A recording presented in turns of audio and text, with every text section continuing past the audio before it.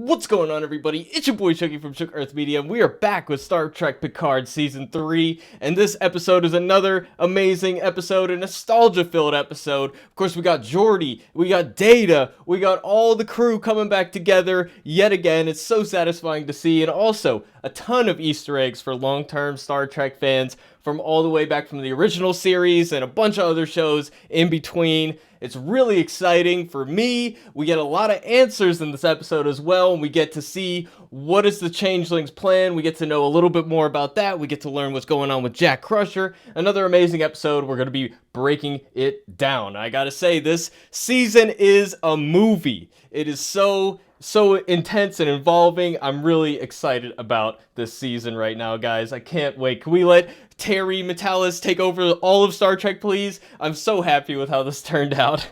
But anyways, let's just break into the breakdown. So this first scene that we get Vidic yet again. We've been setting her up bit by bit throughout the season so far. She's a really interesting character, and I think we get a little bit more perspective on what she wants here. She's kind of unhinged in this opening scene and towards the end of the episode as well. She, of course, just obliterates one of the other changelings working for her simply for questioning her. And she's, of course, stressed out because she was threatened by the face thing, the Great Link, presumably, that she needs to find Picard or her life is on the line. So, yeah, we get a little hint as to what the crew is doing to avoid Vidic, and they give an explanation for how they're having trouble finding them. I have some questions about that we'll get back to later, but I absolutely love how she's like stressed and just completely unhinged by the end, and yet still has this gleeful, childlike attitude towards everything. The dichotomy is really interesting, some sort of bipolar attitude going on with this character, and I hope we get to delve a little bit deeper into it next week. I think we will.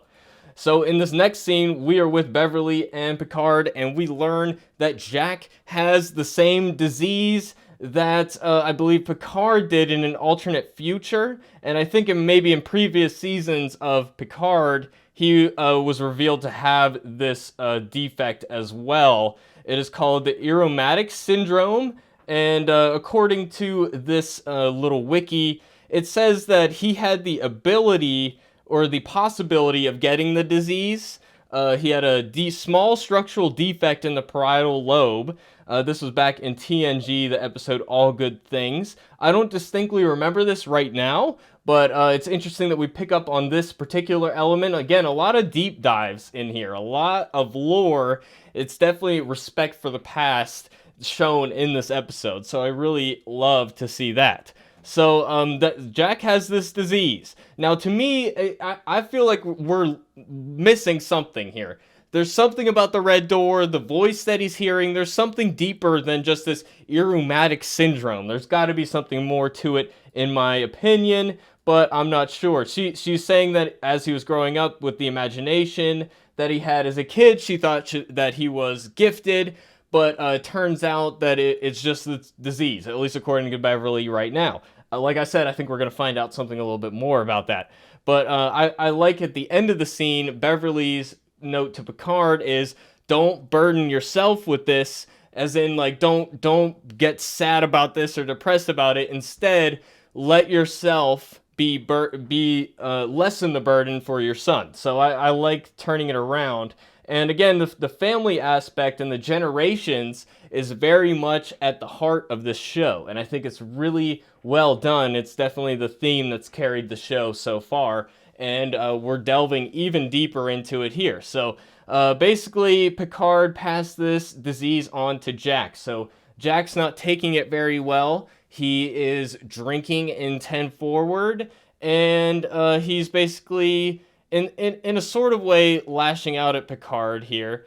But he's, I think that this scene with them in the bar is great. But I will say Jack's transition from that first scene to the rest of the episode, he almost seems like a different person, and there's not necessarily anything in the middle. Now, you can pass it off because, yes, people have all these emotions under the surface, and then they put a face on when they have to go out into the world. I think we've all done that in some form or another. But still, I would have liked to see a bit more of that transition, but there's so much going on in this episode, we don't get to see that, and that's fine, ultimately.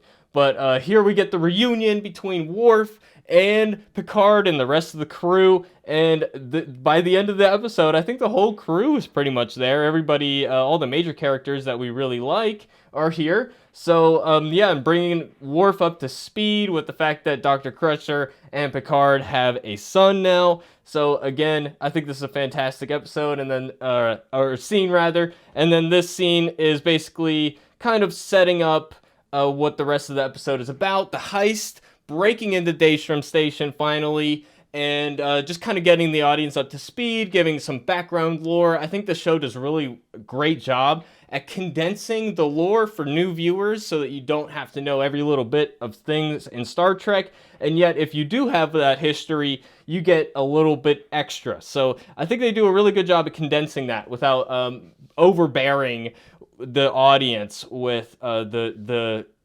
exposition. So I think it's really great. I'm really excited to see what's in Daystrom Station. And I gotta say, all of this time, we often get these mysteries set up and they don't have these satisfying endings. This one has a very satisfying ending, and I thought it was a fantastic twist. Multiple twists in this episode, and I absolutely love to see it. So, yeah, we're dealing with the AI. We have to figure out a way around it, but we got the key from the crime lord last week. So we have a means of getting in. So, and here we are with 6 or 7 of 9.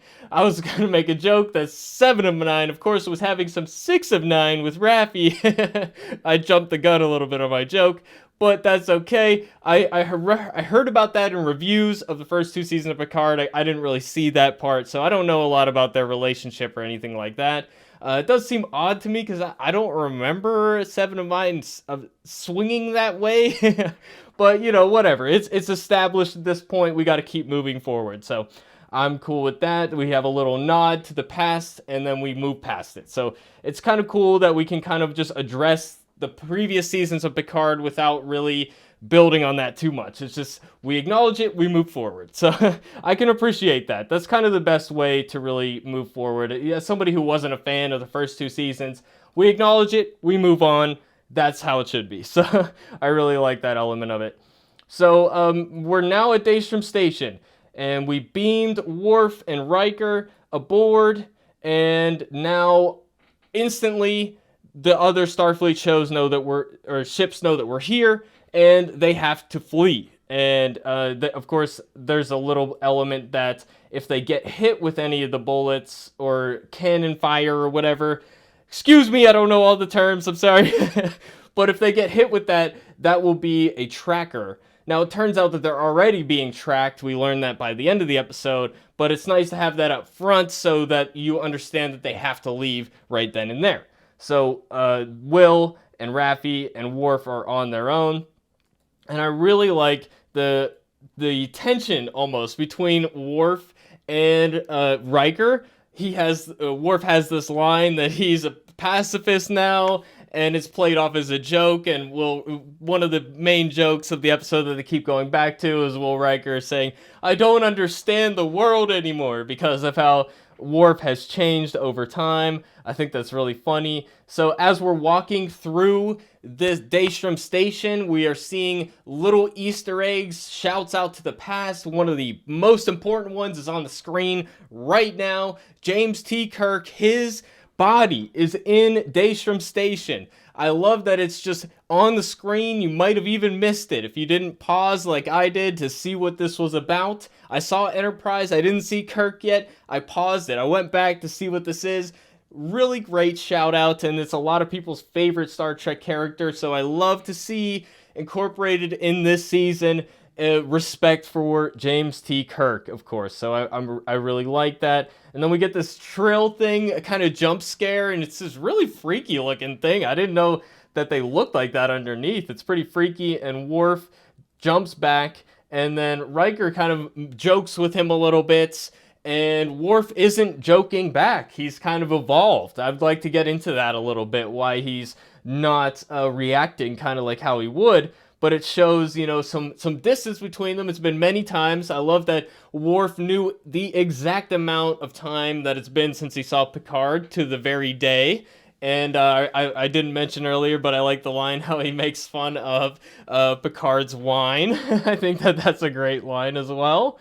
And we see that they're being tracked by something, a security machine. You think it's the AI at first, and you're like, oh man, this is bad, this is really bad. But it ends up being a good thing by the end of the episode. So I like seeing old Riker on the screen. There's even footage from the old show in this episode. I think that's really great to have that direct link to the past. Now, here's another link to the past, and our first hint that we're going to get Data in this episode. There's a crow, and I wasn't able to place it right away, but by the time you see Moriarty, I think it's pretty clear what's going on. Moriarty, of course, there were episodes in the original Next Generation series of them hanging out kind of in the simulation room, and they're simulating Sherlock Holmes stories, and Moriarty was a recurring villain. I think it's the same actor, probably is, who played Moriarty originally,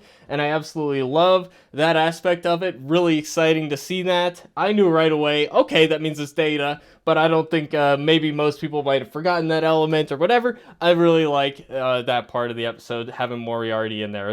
I was not expecting that. That was the last thing I was expecting. Now, we had to flee, and now we're going to the Fleet Museum, and this is where Jordy now is. I think this is really exciting too, because we're in Daystrom Station, which has all these items, all these artifacts from the past, all these little Easter eggs, and then we get this museum that has all of these ships from the past, so even more Easter eggs. We got Voyager here, we got the ship from the Star Trek 4 movie with the whales. That's really great, and that even becomes a huge plot element. So I love bringing in the past here. It's so great, and it's so perfect with the themes of generations and evolution that they get back to at the end of the episode. So it's just so perfect to see that. And here's Jordy, and he doesn't have his visor anymore. He's got new eyes. I like the look of the eyes. You can see a digital kind of circuitry look to it. I think that's really smart. And I like how it's kind of icy between him and his daughter Sydney. It's kind of, I thought it was kind of weird at first that she didn't react when Jordy popped up on the screen, but now we understand why. There's a little bit of distance between them. Jordy didn't want her to join Starfleet, and she did it anyways. So I think that's a really interesting element to explore. And some really fun parts with Jack and Sydney as well, we'll get back to. But here we're with Picard and Jordy, and just like a lot of the other scenes in previous episodes with Riker, we had to bring Riker on board, we had to convince the captain to be on board.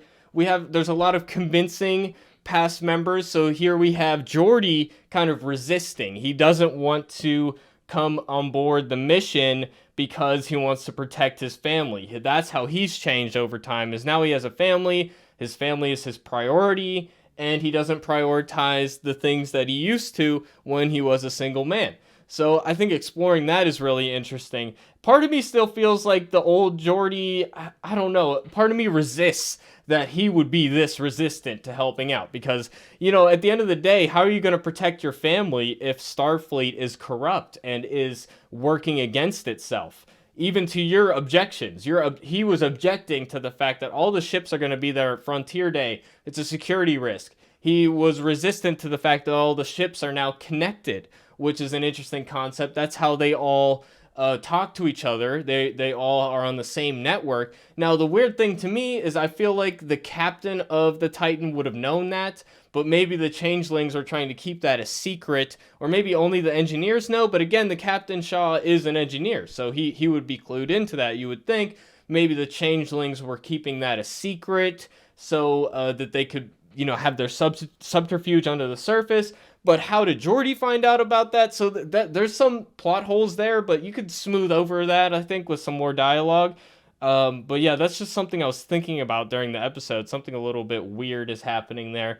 But here we are with Moriarty, and I find it fascinating that his bullets work, but the phasers don't work against him.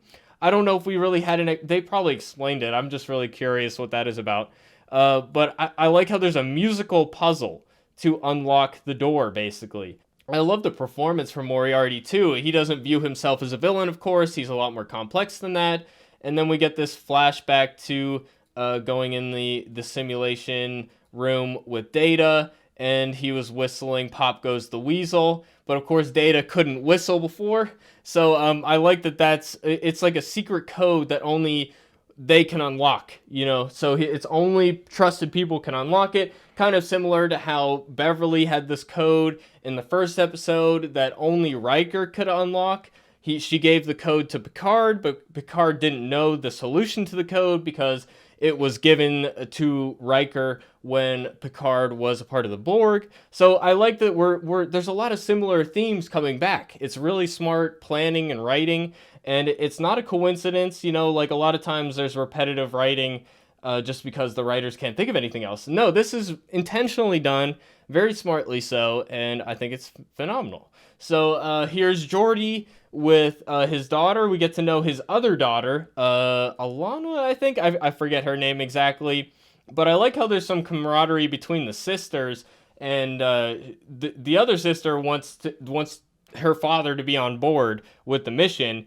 But she, of course, he's stubborn and has his own ideas, and he is strong-willed. So I like that element as well. Here's a really fun scene with Jack and 7 of 9, and they're talking about the ships, and Jack is revealing that he knows about the ships.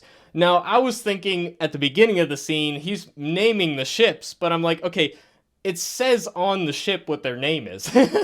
He could just be reading it off. It's a small nitpick, but maybe if the camera angle of the ship was different so you couldn't see the name. So that's kind of funny. Like, he says, that one's the Defiant. Yeah, and that one's the New Jersey. Yeah, it says it right there. I can read it. I can tell that. But, yeah, so I think that's pretty funny. But I like seeing Kirk's ship, of course, the Enterprise. I forget which Enterprise it was. It's not the first one, of course, but I forget which number. But still, it's nice to see all the shout-outs to the past. I love pointing out the Voyager. And then I like 7 of 9 pointing out how Jack is similar to his father, and that comes back at the end. Another really smart tidbit here. And one of the themes of this episode is that you pass down a lot of your good traits, but also your flaws to your children. But the good traits can ultimately triumph over those. And, bringing back some of those themes toward the end. We'll get back to that later. But I like how, Jack has a poetic turn of phrase that's similar to something his father would say. And I really love that. And here we get the big reveal of the episode. Data is the manifest. They're looking for a record of what was stolen when and what is available on the station. Turns out a new Data, despite the fact he's died twice. I wasn't expecting him to come back at all. And yet here is another Data, and I'm so happy he's back. I wasn't happy to hear that he had been killed off in a previous season, after being killed off in the movie as well. So, I like that they acknowledge that he's died twice, but we gotta bring it back. And now we're having an epic monologue. I love how everything's cutting together at the same time. Like, all these scenes are simultaneously going on, and it's really smartly done. The music swells up. It's very emotional, and there's a big payoff, and we're getting into those themes. He's talking about evolution. Dr. Soon is talking about how it's not about preservation of the past, it is about addition. And I think that's acknowledging that we have to honor the past, but also bring in new elements. And I think it's a meta commentary on Star Trek in and of itself as well. So I really love all these scenes coming together, all these similar themes at the same time. It's very, very well written. And it's so satisfying to see. So Jordy's kind of finally rejecting the cry for help, and he's saying, I can't do it because of my family. And then he wants to talk to Sydney, and Sydney stands up to her father and says that she is Starfleet. We don't need to leave anything to Starfleet. It's up to us to fix everything. And she is kind of acknowledging the tension between them, that it's the fact that she's a pilot and not an engineer that put a bit of distance between them. I feel like there's something else there, something that led to the iciness between them. I think the fact that she's an engineer is not quite enough, but I think we're planting a seed here that we might delve deeper into later, or even if we don't delve into it later, I think we know as an audience that there's more to it than that. But I like that scene a lot, her standing up to him. And then here we get Jack kind of being flirtatious with the LaForge daughters, which I thought was really funny, really amusing. He's very cocky. He's got that cocky attitude. But again, very, very different from who he was in that scene in 10 Forward, which, I've already said that. We don't need to repeat myself. So I like how he's flirting with them, and he suggests stealing the cloak from the Klingon ship that is from the Star Trek 4 movie from San Francisco Bay. I think that was really, really great to have that as an Easter egg, but also even more than an Easter egg, it actually affects the plot. So really smart stuff. And, I like that we're breaking the rules, but for a good reason, because Starfleet is a broken system at this point. It's been infiltrated. They need to break the rules to bring back order. So that makes a lot of sense to me. In previous Star Trek shows and New Trek, they've been kind of breaking rules left and right, and it's been a little frustrating to me. But in this, it's justified. It makes a lot of sense. And I like this scene here where Captain Shaw is in awe of Jordy LaForge. So I think this his little fanboy kind of attitude, it's kind of endearing, So I like that attitude. But part of me feels like Shaw is a little bit too cynical of a character to really be this much of a fanboy. But just as a fan, it's fun to watch anyway. So I'll look past that and accept it. But yeah, I like we find out that they stole the cloak because the ship gets cloaked all at once, and that's going to be our key to evading the rest of Starfleet. So I really like that, and now we've determined the identity of Data, that he is the Manifest, and everything's starting to come back together. But there are changelings on the way. They are coming, and we're gonna beam up whoever we can, but Riker stayed behind. The heroic sacrifice. It was a beautiful moment. I thought it was really good. I know we haven't seen the last of him, of course. So we got the cliffhanger at the end, but even still, right here, I was like, he's not dead. He can't die. There's no way it's happening. We have to go get him, dude. So I really, so many cliffhangers. I was like, the episode's gonna end any second, right? It's gonna be over, but no, it keeps going, and I like this scene at the end with Picard and his son Jack, and talking about bringing it home with the traits, the flaws, but also the good things being brought up from the past, from your parents in generations, the genealogy, etc. And I like acknowledging that he didn't know where those traits came from, and now that he knows his father, it came from him. And here we got another nice scene with Sydney and Jordy, and Sydney says that she always crashed the ship so that they could work together, and she's correcting him in a way, but in a nice way. So I like that little moment between them right before Data wakes up, and I love this new Data. It's very intriguing. We got an evolution of Data. It's in a human-ish body, from what I understand, and he's kind of split personalities, schizophrenic, what do you want to call it?